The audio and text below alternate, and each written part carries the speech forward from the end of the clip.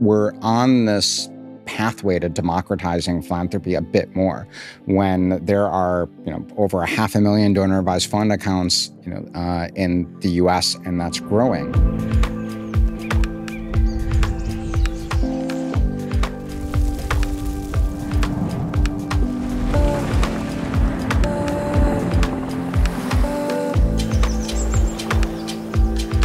Welcome to the Regeneration Will Be Funded. I'm your host, Matthew Monahan, and in this series, we're having conversations about regenerative finance, technology, and our living planet. How can we build an economy that's in service to life? Brought to you by Ma Earth. You can find all of our conversations at maearth.com. Thanks for joining us. Welcome. Today's guest is Brad Leibov, CEO of EarthShare, a donor-advised fund focused on getting more funding into the environmental space. In this discussion, Brad offers his candid insights about donor-advised funds, the fastest-growing sector of philanthropy, and key improvements that we both believe need to take place in the industry. We also talk about Brad's work at One Earth, another terrific nonprofit working to address the climate crisis. Especially if you work in the philanthropic space or maybe have a donor-advised fund yourself, this conversation is for you. It was recorded at New York Climate Week 2023. Let's dive right in with Brad Leibov. We're here with Brad Leibov, CEO of EarthShare. Thanks, Brad, for being here. Thank you, Matthew. It's a pleasure to be here. How's Climate Week? It's been a very inspiring week. It's amazing to see the sheer amount of people that have come into town to participate in well over 500 events. And I think one of the things that I've been very impressed with is the level of content and the level of intergenerational activity. I have been at meetings where I've seen youth activists and those that have been around the block, so to speak, that have participated in some of the very first convenings and are true leaders in the climate movement. Nice. And is there anything different about the tone or the mood to you versus other climate convenings and gatherings you've been to? That's a great question. I would say that there's a sense of optimism, but also a sense of urgency. I think that there is a considerable concern that we're not moving at the speed and scale to meet the climate challenges that we're all facing. For many of my contacts, we've all faced and experienced climate emergencies this past summer, whether it's been wildfire smoke in New York City, or flooding, or droughts, or excessive heat. The emergency is here, and it's real. And there's a ton of concern by really everyone who's here. Yeah, and you've been in this space for some time. Can you talk about what is EarthShare and what are you trying to accomplish? EarthShare has been an organization that has been active for over 30 years in the environmental movement. We work to inspire individuals, businesses, and employees to really step up and get involved in the environmental sector. We primarily operate a donor-advised fund and create and offer tools within a variety of workplaces to inspire and educate and ultimately encourage people to donate their time and resources to the environmental sector. Gotcha. So it's a donor-advised fund, but with a particular focus on the environmental space and maybe a strength or an area of emphasis around workplace giving? Absolutely. EarthShare as an organization was started by other environmental nonprofits in the late 1980s, in part because organizations like United Way and other charities were active in workplace giving environments, really advocating for social service organizations and other human service type of charities. We felt that the environmental sector is woefully underfunded and needs to be represented within workplaces across the country. trajectory. So after over 30 years of activity, EarthShare successfully mobilized over $400 million in support of the environmental sector. And we do that by providing education and inspiration within the workplace, but we also serve as an intermediary where we process those donations, we vet environmental nonprofits, and ultimately re-grant those funds in the form of general operating support. Got it. So a company comes to you and signs up. Can you take us through kind of the high-level workflow of how it works? How do employees engage? How are grants recommended and so forth? Yeah, it's a great question. I think oftentimes within a workplace environment, those C-suite leaders and other sustainability professionals, they're highly attuned to what the needs are of employees. Research shows that employees are far more engaged and likely to stay with a company that engages in giving. And environmental giving being one of the top areas of interest by employees, especially younger generations coming into the workplace. So we'll often receive a phone call and be invited into the workplace to participate in a employee giving campaign. Now, decades ago, typically how this worked was that a company would typically engage in an annual giving campaign. It would often be in November or December to coincide with the holidays. And groups like EarthShare would be responsible for identifying environmental nonprofits that we would pre-vet to ensure that they are in good standing, that they are engaged in environmental work, often within the same location that the business is located, but then typically with a national or international footprint. We would then prepare educational material and really work on a one-on-one basis with that workplace to ultimately provide the information that employees needed in order to make an informed decision. What was unique about the work that we do, and especially within the context of donor-advised funding, within a workplace giving environment, when an employee makes a donation, upon receipt of that donation, we turn around and re-grant those dollars nearly immediately. So we often think of payouts within philanthropy. Our payouts were 100% within 12 months of receiving receipt of funds. So EarthShare, in moving hundreds of millions of dollars to the environmental sector, it really became a very valuable source of support for environmental nonprofits of all sizes, because these are funds that are unrestricted, and they're directly supporting the general operations of really some of the leading nonprofits operating today. Right. So donor advised funds, one of the core value propositions in many respects is that the duration of from when you make the gift to the donor advised fund to when you grant it out has a lot of optionality around time. Someone sells a business, they give the money to their donor advised fund, and then over many years decide to grant it out. And so your actual payout of grants out of the amount of money in the total donor advised fund account may be a much smaller percentage. And what would be like an industry average for a typical DAF payout rate? Yeah, typically in the industry, we're seeing less than 5% payout rates. There is no stipulated requirement to pay out those funds. Now, we recognize that the intent for most donors is to ultimately engage in grant making, but our research that we are tracking certainly shows that most DAF accounts are not actively managed. Right. You know, deposits are made, they're left sitting on the sidelines. And those are funds that are intended ultimately for charity. And so today there's well over $250 billion being warehoused in donor advised fund accounts. And so we as an environmental organization, you know, we certainly find that objectionable. So it's important for us that when we engage in donor advised funding, we mandate at least 10% annual payouts for all of our account holders. Right. Okay. So, I mean, these are really important facts, and I was very excited about this conversation because I know you can, speak them plainly. So we have the fastest growing sector of philanthropy is donor advised funds. Maybe you can help us understand a bit of the history or why it's such a big deal.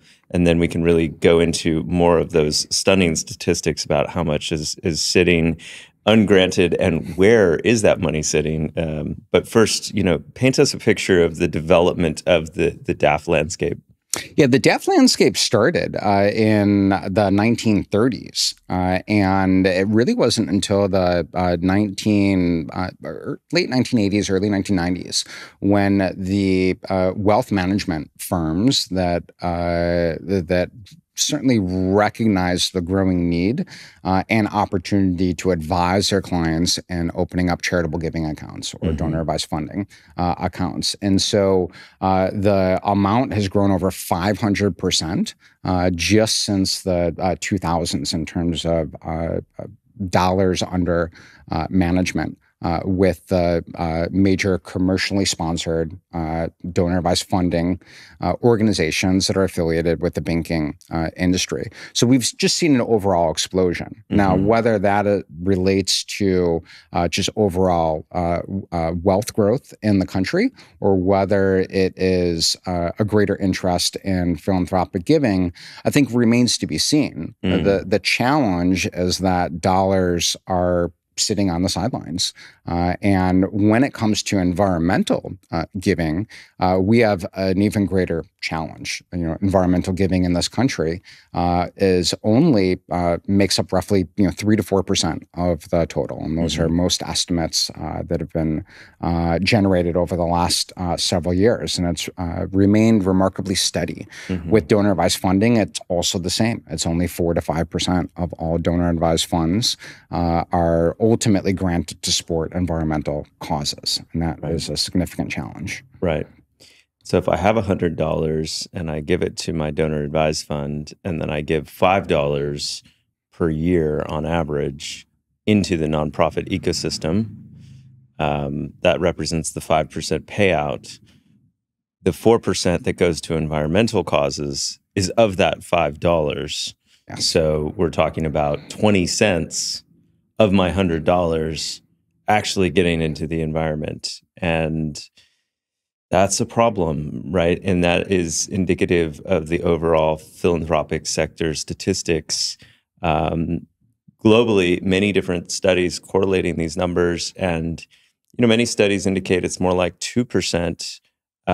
It depends on how you treat things like animal rights in those calculations.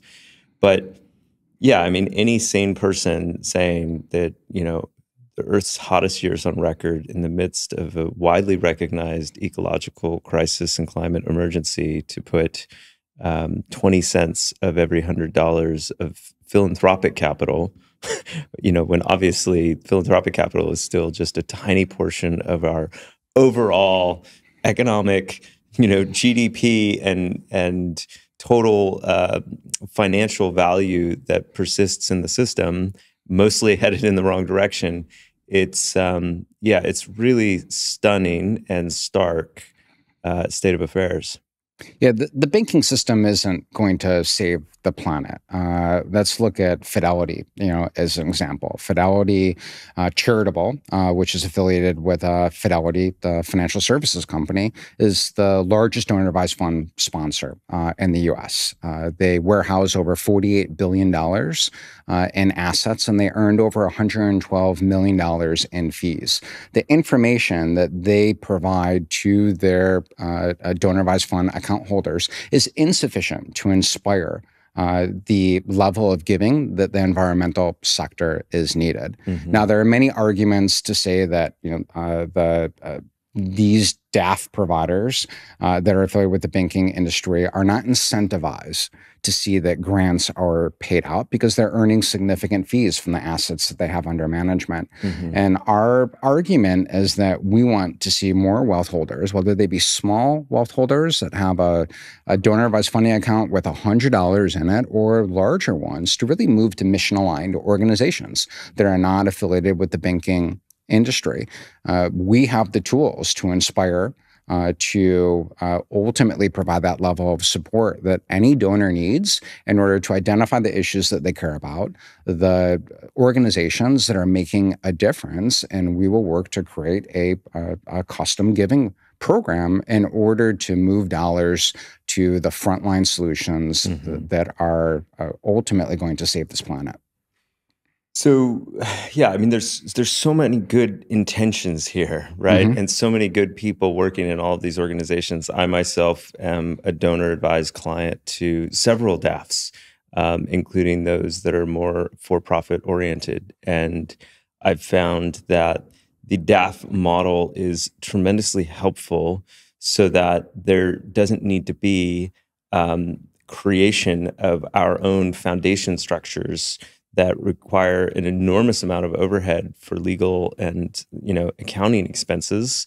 That why would I do that when I can effectively pay the same or less in overhead, simplify, decrease liability, and just use a donor advised fund and then be able to disperse the funds to the nonprofits of our choice at the pace in which we're ready to move. And for us at a personal level, we had the sale of a company, and we weren't ready to give it all away overnight. That would have been, effectively irresponsible. We didn't know the best way to deploy the capital, and we wanted to layer our time and our effort and our skills in the deployment to try to get as much return on investment in value created as possible. So I really empathize, and having interacted with account reps and leadership and folks inside these donor advised funds, I've never met anyone with bad intentions. But it does feel like there's some structural incentive misalignments. And one of those primary misalignments is what you described as the fee structure being based on assets under management.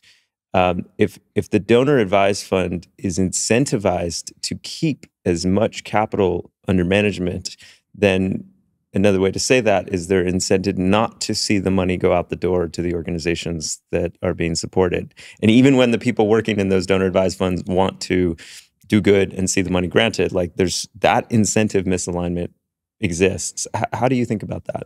Yeah, I agree. I mean, the incentive misalignment exists, and I think there's also a challenge in terms of the sheer amount of account holders and the expertise that it takes to really develop the type of content and the advisory support for a large segment of donors. Fidelity has over 300,000 account holders, many of which are not actively managed accounts with account balances of under $25,000. I think organizations, whether they have a disincentive to assist with providing advisory support, or whether they just have not really figured out how to manage that challenge, remains to be seen.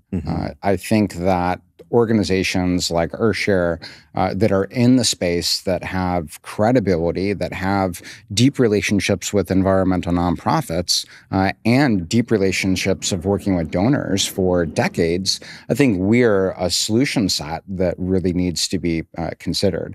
When we look at the environmental sector, we in philanthropy, we often think about the frontline organizations doing the great work, and not enough time and attention is paid on those organizations that are really working to be intermediaries.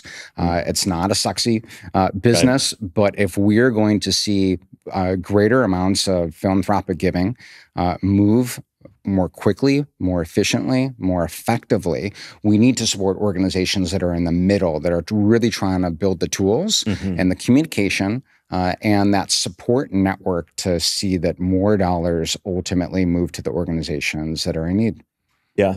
And those middle organizations are tricky because I think we're up against two things. One is a traditional culture of thinking about nonprofits in the way we thought about aid, where we think we want 100% or as close to 100% of my dollars to go to that starving child on the other side of the planet. And I want as little overheads in the way as possible.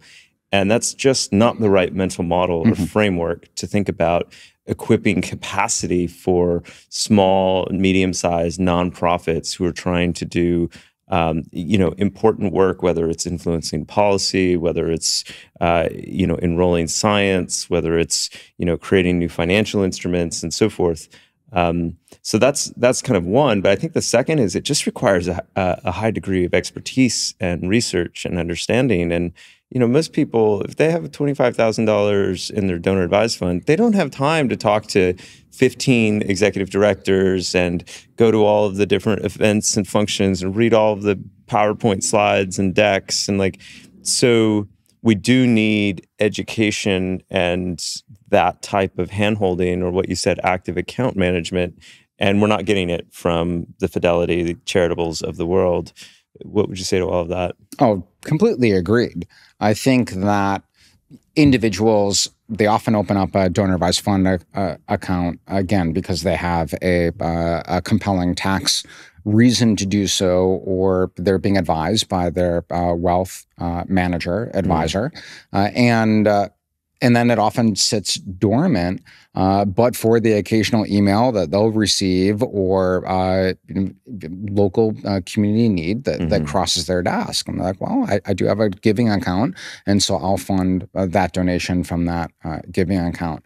I think on an individual level, we see, a lot of people recognizing that they would like to get more involved. They would like better information. They would like to find opportunities to collaborate with peer donors. They would like to find opportunities to attend events, to engage in learning.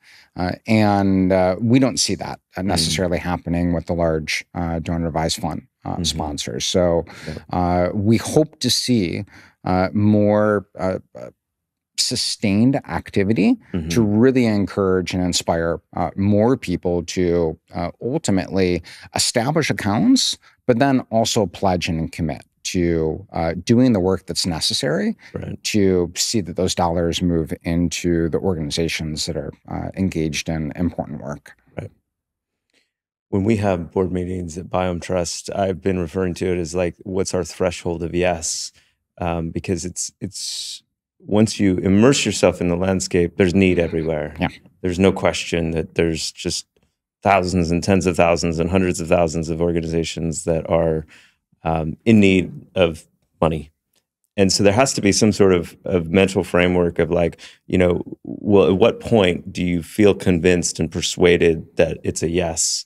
And what is the process in which you arrive at that? And obviously, someone with a $20,000 donor advised fund account as an individual versus a family who's making giving decisions together versus a matching program inside of a workplace.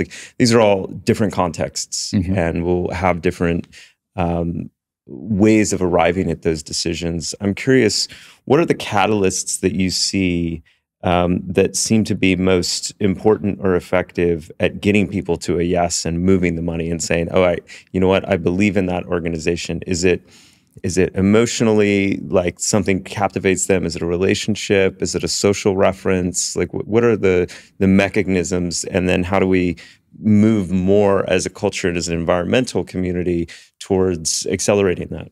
Yeah, it's a great question. I think oftentimes local is a first point of contact for individuals. They often want to engage with organizations that are operating near and dear to their communities and the places in which they love. We often see that individuals in making charitable decisions will support organizations that they know that are more highly recognized. So, it is no secret that the most well-known organizations typically outperform the organizations that are lesser well-known. Right. And it's a safe bet to give your money to WWF for Nature Conservancy versus someone that you haven't heard of. Yes, and we've seen that take place in workplace giving. I think it's also important to note that organizations often listed alongside WWF, the Nature Conservancy, Earth Justice, Sierra Club, they gain additional credibility. So within our nonprofit network that we vet, we do work with the larger, more established organizations. We also work with smaller grassroots organizations. And what we have found and other research shows is when individuals are researching organizations and they see that the large established organizations have been vetted by EarthShare as well as smaller grassroots frontline organizations, individuals will then see a higher level of legitimacy and potential success with smaller organizations too. So ultimately, to really inspire individuals and families to step up to give in greater amounts and greater frequency. I think education is first and foremost, creating opportunities for those organizations to ultimately communicate with those donors is really important as well. So newsletter participation, social media following, reports, and other activity, those help to strengthen the organizational message and ultimately help to persuade donors to support those organizations. Within the donor-advised funding landscape, we do not see a lot of information being exchanged. We encourage our donors to be transparent with their giving, and we forward contact information along to our grant recipients so that they then could establish connections and direct relationships with those donors to continue the information exchange. One common criticism I hear of the nonprofit space is that there's too many silos. And I mean, I've experienced that as well. And I think a fear that donors have is that the work is being duplicated or not effective enough because it's diluted across so many organizations doing the same thing. How does that lens inform you when you think about uplifting a grassroots, smaller organization versus a more established, regarded nonprofit? Yeah, it's really challenging. I mean, the environmental sector is in my experience and observation, it's a difficult place. There are over 30,000 environmental nonprofits based on recent IRS reporting. And so many of these organizations are underfunded. So many of these organizations, fundraising is being led by an executive director who's also responsible for communication, also responsible for program delivery, for reporting to a board and facilitating governance. It's really challenging. And so organizations, I think as a result, are very siloed. It's a very competitive environment. And there's significant administrative burden to be successful in a fundraising campaign. Many of the organizations that we work with, we are one of their first points of contact and hoping to receive unrestricted general operating support to at least supplement their budget so that they can continue to provide program services, but then also build a more sophisticated fundraising operation. For the larger organizations, certainly there are challenges to continue to sustain themselves and to ultimately support a pretty significant level of ambition and objective. But when we see greater amounts of professional staffing and resource relationships that have really matured over years, we see a certain level of stability. And I think that we see investment in a variety of different programs and tools that ultimately result in fundraising support. Yeah. You've said the words general operating support a couple times. Why is that so important? General operating support really covers the core of operations. It helps support your overhead, your management, your fundraising team, your facilities, your equipment, your telecommunications, your IT. So you name it. These are things that are just absolutely fundamental to supporting an organization. Oftentimes executive directors and newer organizations, they, in order to demonstrate their viability, they focus on program level or project level support. They have a great idea, they have a great program, very clear outcomes, and that represents really a smaller bet for a funder to support a very defined project with a defined outcome. It might be a bullseye in their mind. That's very much what a funder is interested in supporting. But typically that program level support is just enough to deliver the program, maybe a little bit more to cover some of the operating expenses associated with the program, but it's not enough to support the organization as a whole. And so general operating support is really the level of support that allows an organization to decide themselves how best to use those funds in order to meet their mission. Now, we've seen over the last handful of years more foundations and donors supporting organizations and trusting that they will make the right decisions for their programming and allocate those funds across their different programs in order to meet their mission. And we want to see more of that. Mm-hmm.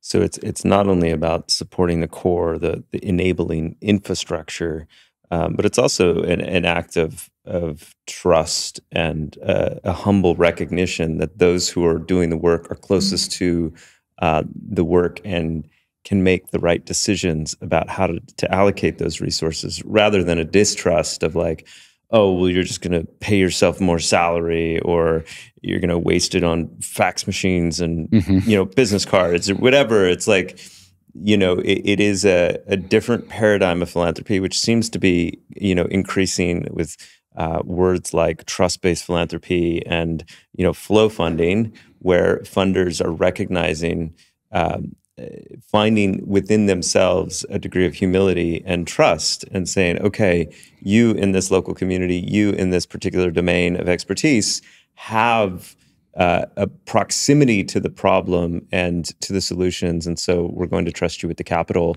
and not put a lot of restrictions or earmark, oh, you can only use the money for this and that and come back to us and do the accounting this way and that way. But to say, no, here's the capital, keep going. It seems that in that same breath, there's also a paradigm of how far to advance are we committing capital to organizations? Are we doing it just on a one-time basis, or are we doing it on a multi-year basis? Can you say more about that? Yeah, I mean, I think that's a great point. It's when I take a step back and I think about what's happening in philanthropy and the growth of donor-advised fund accounts, which I think is a good thing. We're on this pathway to democratizing philanthropy a bit more when there are over 500,000 donor-advised fund accounts in the U.S. and that's growing. I think that's a generally good thing. More people are stepping up and getting involved. Seeing activity of more private foundations really stepping into the environmental sector and making bigger bets, I think that's a great thing too. Mm-hmm. Yeah. Okay, so $250 billion sitting in donor-advised funds, 5x'd since the 2000s. We have this enabling infrastructure that has allowed people to not only have to create their own foundations, but to really take advantage of the tax deductibility, move their money into donor-advised funds. There's a lot of different donor-advised funds out there, like yourselves, but a huge amount of the capital is concentrated in a few. We've mentioned Fidelity is the industry leader. Where is that $250 billion sitting? Like where does it go? If it's donated to the donor advised funds, it's in nonprofit entity structures. Like it's doing good, right? Not necessarily. And this is one of the challenges within the industry. Typically, a donor advised fund is being sponsored by an underlying charitable nonprofit. That charitable nonprofit will have a set of investment policies that govern how those funds are being invested. Now, the donor advised fund industry affiliated with the banking industry certainly has an incentive to develop different investment portfolios that they design and that they control. And what we see is most donor advised funds typically offer anywhere from 8 to 12 investment portfolio options. They're designed by the wealth management teams at the related financial institution. And we don't think those funds are being used for good. We have been working with the outdoor policy outfit to develop a number of estimates on what the potential carbon footprint is for those dollars under management by these investment firms. And we're estimating that it's close to 2 million cars on the road in terms of the likely carbon footprint of $250 billion, a portion of which is being invested in fossil fuels. Mm. So the money is sitting inside of investment accounts oriented towards growth, designed by the wealth management departments inside the banks. And that's the default, 8 to 12 options that the clients get. And those portfolio constructions are typically stocks and bonds. Yes. So typically stocks and bonds we see a lot of index funds, various equities of not always ESG aligned. Typically, each of the investment houses, they'll have a small carve out and they'll refer to it as an ESG aligned investment portfolio or a sustainable investment portfolio. Not a lot of clarity on what the underlying assets are. What we find is most account holders just check a box, and ultimately let funds sit.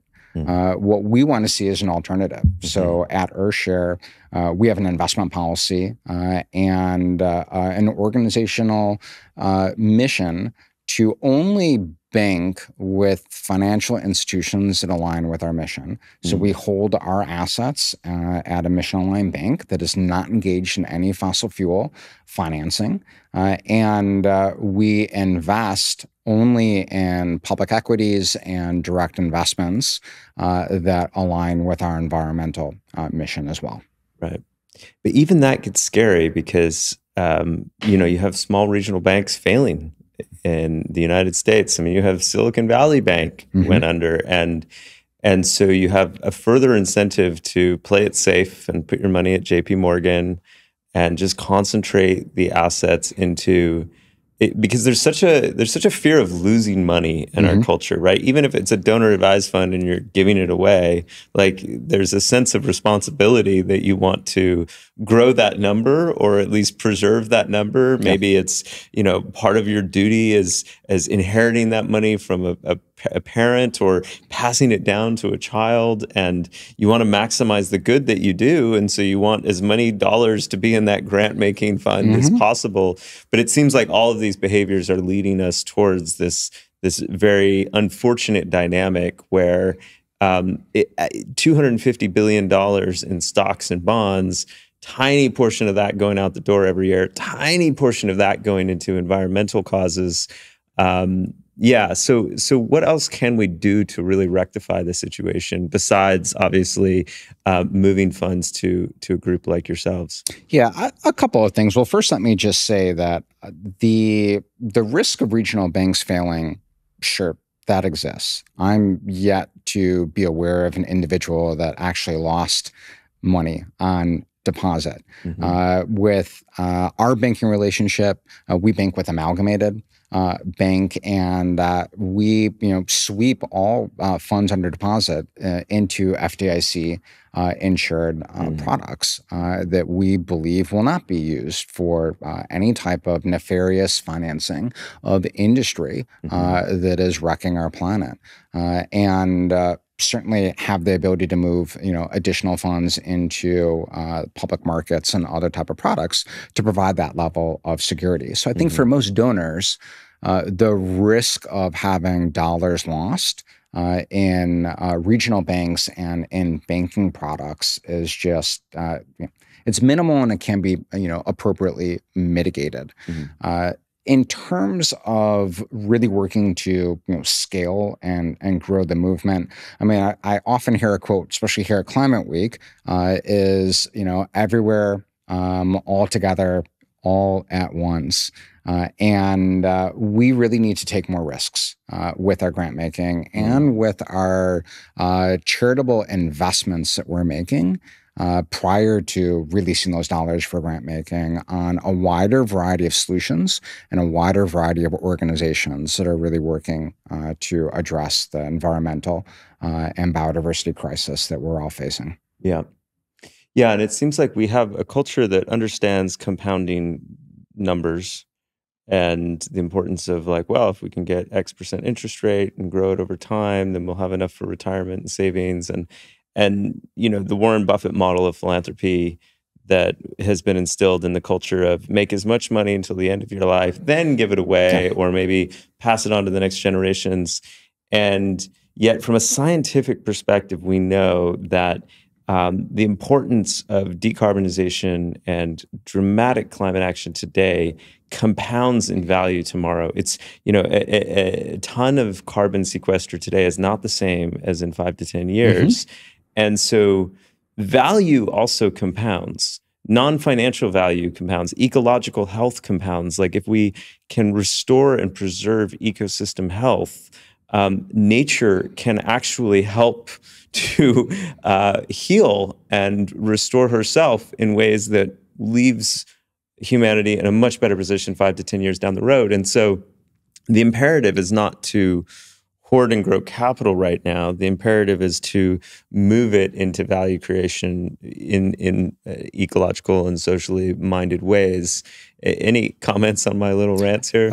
Completely agreed. I mean, there are things that we could do right now which are not always comfortable. We often think about minimizing our own carbon footprint. We often think about reducing travel or doing those lifestyle adjustments to minimize our impact on in our communities and the planet that we live on. I think things such as decarbonizing your financial footprint, that makes a difference. We are financing, or since the Paris Climate Agreement, I believe a statistic that I saw is that we have still contributed over $5 trillion in financing for fossil fuel development around the world. That's killing people. And so the individual steps that we can each make to ultimately move our assets to mission-aligned institutions, whether that be on the banking side or whether that be on the charitable giving side, that's low-hanging fruit. It's not something that we often talk about. It's not something that we think about.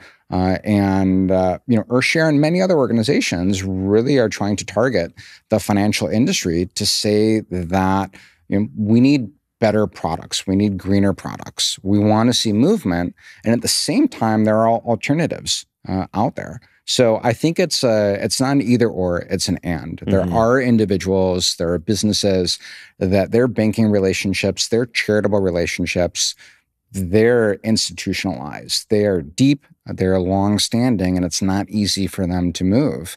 And so we encourage, those entities to push their financial institutions to hopefully develop the type of product and the care that's needed to support our planet. And then there are many others that I think are still thinking about how they can get involved, how they could step up. And we would encourage them to do what, the appropriate research and to not think about this as a commodity. Oftentimes, and we've all seen this online, the analysis of fee basis, for a variety of donor advised fund sponsors, the commodification of the relationship, that exists, that's real. And that's not an excuse to charge high fees to say that a fee basis, doesn't matter. But with that being said, what's 20 basis points when we're talking about mission alignment, when we're talking about organizations that are really trying to move the needle on issues and do the difficult work of connecting and educating donors to the organizations and the people that are really making a difference. Right. Yeah, makes perfect sense. One of my favorite nonprofits in New Zealand is the Gift Trust. We had a great interview with Cheryl Spain. The Gift Trust is a nonprofit itself, which, shows where its ethic and incentives lie in some respect. And large percentage of the capital that is going out the door from donor advised fund clients is going to environmental organizations. And in no small part, that's thanks to Cheryl Spain's leadership at how they organize events and giving circles and suggestions. And, just last week I got an index summary of some of the local Wellington-based food nonprofits that are currently looking for funding and where they're at in their life cycle. And it's, it's heavily curated, really good attention to detail. And unfortunately, not that kind of experience with other, donor advised funds, generally speaking. I don't want to play favorites or just pick on, the big ones and say that, all the small ones are better, whatever. I would also point, though, to, groups like DAFI, who I think are trying to come up with a different incentive model of not charging as assets under management and trying to share a culture of giving through social features and functionality, and they're a bit more of a startup in this space, and many other great boutique efforts. So I guess it seems like there's a landscape of donor advised funds, and a piece of good news is that we can move money from one donor advised fund to another. Can you help us understand those mechanics? What's possible, and if someone wants to move funds from a DAF account to another, how do they go about it? Yeah, it's a great question. So donor advised funds are by nature charitable organizations. Those funds are under the fiduciary management of that nonprofit. So any donor advised fund account holder could recommend a grant to another charitable organization. So if one is has an account sitting at Fidelity, for example, or any of the major DAF sponsors, they could log in, they can make a grant recommendation to any other DAF sponsor. Those funds will be shifted, and ultimately a new account can be created. So it's fairly simple. I think to your point about receiving that curated list from the gift trust, it's a great tool. This is important work that's taking place, and we see a lot of different innovations, in the space. Unfortunately, the challenge is building something at scale. So there are some DAF sponsors and organizations that will put together events, and those events will highlight 3 nonprofits, in the environmental sector, and it's an opportunity for a meet and greet. It's a lot of time and expense that comes with really pulling together an in-person and sometimes virtual meetings. There are other DAF sponsors that will put together curated lists. There are other DAF sponsors that will create custom portfolios and funds. So they'll try to take the individual decision-making and due diligence out of your hands and into theirs. So we'll see DAF sponsors that might create a sustainable and regenerative agriculture fund, a climate justice fund, and they'll do the due diligence of identifying the organizations and the potential outcomes that would be included within the grant making for that fund. We see giving circles and other ways in which to allow for sort of this peer-based learning and grant recommendations as well. At the end of the day, I think we need to continue to experiment with all of those giving options. We need to flood the inboxes of account holders with opportunities to learn, to engage, and to engage beyond just charitable giving. The opportunity to attend events, the opportunity to volunteer, these are all things that are important. When we built our donor advised funding platform, one of the first decisions we made was to incorporate a module that allows for individuals to identify volunteer opportunities. We wanted individuals to ultimately be able to find multiple points of opportunity for engagement beyond just opening up their resources to a nonprofit. Yeah. Everything, everywhere, all at once. Yes. Yeah. And without going too far into it, I mean, that's another one of those models that we're really excited about is this, local bioregional lenses into things like matching pools, shared governance. How do we bring that type of intelligence and decision-making power back into local communities' hands? For the resources that they are stewarding. And like you said, earlier in our conversation, it's often the local organizations that people have a pre-existing relationship with. And so, yeah, maybe we can also scale out in those ways. I do want to, just to cap off the donor advised fund, critiques and discussions and pay respect to everyone that's in that space, to honor the movement of hundreds of billions of dollars, moving into the philanthropic sector as a result of the hard work that has been done. And now it's incumbent on the field to really get that money out the door and to pay attention to the ecological crisis. That's been something that I've been trying to harp on for a number of years to the donor advised funds that we've interfaced with is, more environmental giving circles, more attention to the ecological crisis. It's fairly inexcusable at this point that we're still steady at that 2 to 4% grant-making dollars into the environmental space, given all of the overwhelming evidence and what we're seeing out in the world. So, yeah, any closing thoughts before I ask you about some other topics? I think that donor advised funding is an important tool. It's the fastest growing philanthropic tool. And I think it has the potential to be a tool that really improves the lives of many around our planet working in the environmental sector. I think we have to develop the tools, the infrastructure to ultimately inspire and empower more individuals and families to deploy the resources that are sitting in DAF accounts. Yeah. Okay, so you're doing all of this work for EarthShare, but I know you also are involved in other organizations in different capacities. One of those is also a favorite of mine, One Earth. Can you share more about One Earth? One Earth is a fantastic organization that's really working to drive collective action to solve our planetary crisis of climate change and biodiversity loss. I became involved with One Earth in 2019 and joined the board, and have been working really closely with the organization to develop the knowledge, the scientific rationale for the solutions that we have today to solve our challenges, as well as the communication strategy to ultimately inspire and empower more people to take action and to support the pathway that One Earth has designed to meet our challenges. And One Earth, like similar to what we've discussed earlier with the challenges in philanthropy, it does work to inspire individual giving to support the solutions that One Earth has identified to save our planet.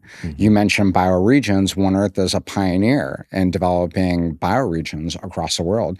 They've long recognized that there are many areas on our planet that are dramatically more underfunded than other areas, and that the solution set for whether it's a conversion of agriculture to regenerative, whether it is related to land and ocean protection, or whether it relates to renewable energy, we have significant needs. And if we start looking at the landscape of the planet within natural bioregions rather than political borders, it represents a fresh approach to driving resources and on-the-ground action. Yeah.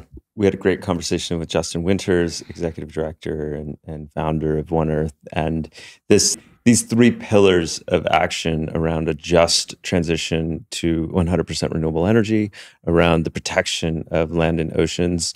You know, we have the Montreal Agreement 30 by 30 now, but we really need to get to half of the earth and oceans. And then the shift to regenerative agriculture. And then underneath each of those three pillars, an array of distinct identified solutions and actions that can be taken. And, you know, what I really respect about One Earth is that there's a strong competency and connection in the scientific and research community.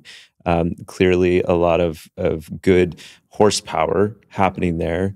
There's also a really finessed communications strategy. Yep. You know, Justin comes from a communications background. She had a lot of experience with the team at Leonardo DiCaprio Foundation.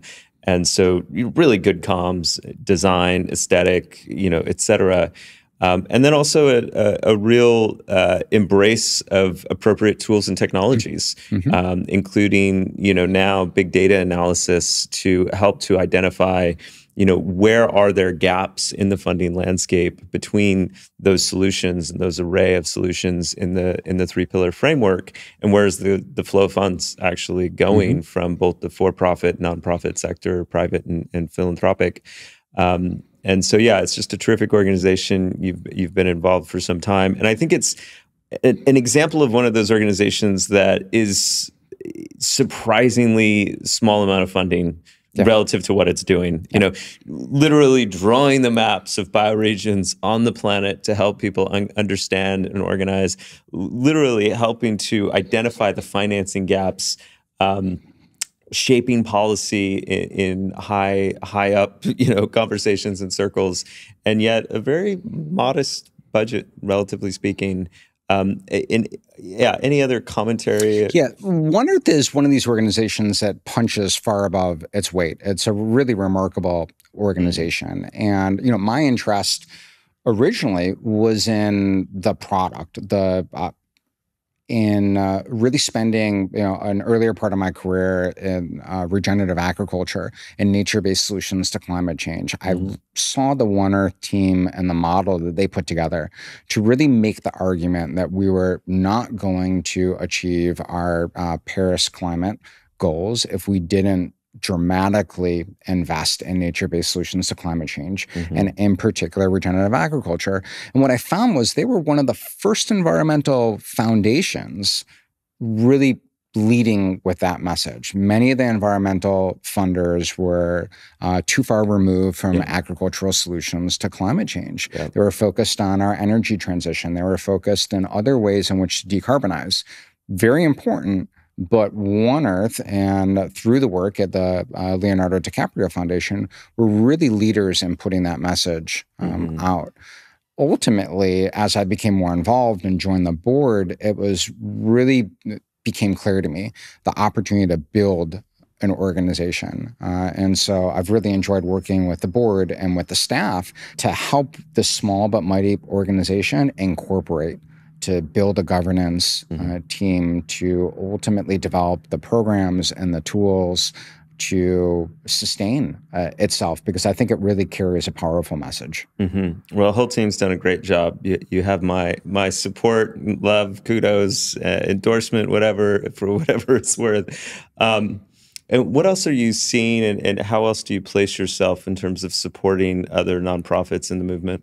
Yeah, it's my career has been largely focused in the nonprofit sector and really working to deploy both social and financial capital. What I mean by that is that within the philanthropic sector, we really have this unique ability to be brokers for change. At times, we provide that social license, that legitimacy to nonprofits and to leaders to ultimately be doing the work in which they are doing. And when we're able to also provide capital, it makes it possible.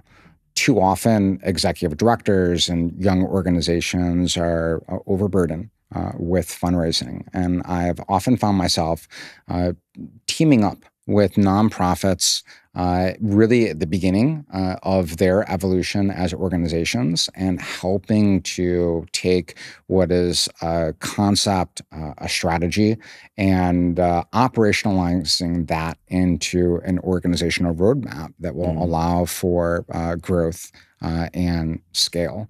And I think without organizations, without individuals really providing sort of leadership, assistance, coaching, a peer network to executive directors and CEOs, and helping to really support what is often a startup environment in the nonprofit sector, we're not going to succeed and meet our goals. Too many organizations don't have professional governance. Too many organizations often have boards that consist of individual activists and others that are, they're passionate for the mission, but they often lack the experience of building organizations in the nonprofit sector, which is what they're sitting in governance for. So I have really spent so many years sitting on boards of nonprofits, helping to ultimately grow those organizations. Yeah. It's its own discipline. It's its own set of skills. And yeah, we absolutely need that capacity building at all levels. One final question from me, which is, you are an Edmund Hillary Fellowship Fellow, EHF in New Zealand.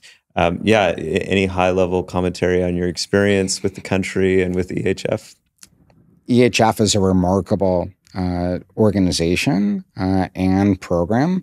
I joined the fellowship, was accepted into the fellowship in 2020, just prior to the pandemic. I remember when I first read about the fellowship, and my first thought wasn't necessarily New Zealand. It was, these are my people. This is my tribe. Here are 400 individuals from around the world that are really focused on incubating solutions to global challenges. And that is something that I do. personally and professionally as well. And so, this sort of gets back to the earlier conversation around organizational building and supporting leaders of organizations. There's so many incredible people involved with EHF. The opportunity to then bring this collective knowledge and to think about it within the context of New Zealand, in particular with my area of influence and knowledge and philanthropy. When I look at New Zealand, I see some of the same challenges that we face in the United States. The environmental sector is underfunded. There's an opportunity for greater peer collaboration and learning, and organizations are under-resourced, especially those intermediary organizations that are really trying to grow the philanthropic sector within New Zealand. So I think for me, there was opportunity to bring lessons learned and networks and resources that I've built in the U.S. and to hopefully bring those over into New Zealand to assist with some really great work taking place. So the experience with the fellowship has been remarkable. I've met many new friends and colleagues, and it's also been very helpful in the work in which we're doing here in the U.S. Yeah. Well, I know the team and network is grateful for all of your contributions and your support. Are there any final messages that you'd like to share? Any other questions I didn't ask? Well, I think that you've asked some really great questions. I think that the more that each of us individually and through our networks could do to support environmental work is critical. Time is running out.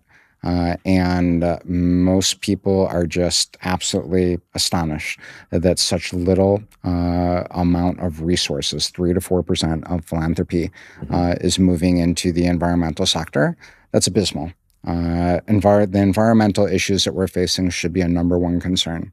And so I would encourage people to get out of their comfort zone, to find organizations in which they could support, to learn about issues, to sign up for newsletters, follow social media of organizations like EarthShare, like One Earth, get involved and take a chance, especially if it's dollars that you're earmarking for charitable causes. I think you can make a world of difference if you step up and participate.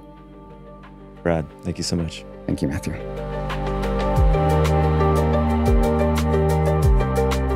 Okay, I hope you enjoyed that discussion with Brad. To learn more about EarthShare, go to earthshare.org. And for more about One Earth, go to oneearth.org. You might also be interested in the conversation we had with Cheryl Spain from the Gift Trust. Links are in the show notes, and you can find all of our discussions at maearth.com. To support us, please like, share, subscribe, comment, all of the things that help boost us in the algorithm so that we can help elevate the regenerative economy movement. Thanks for tuning in, and I'll see you on the next one.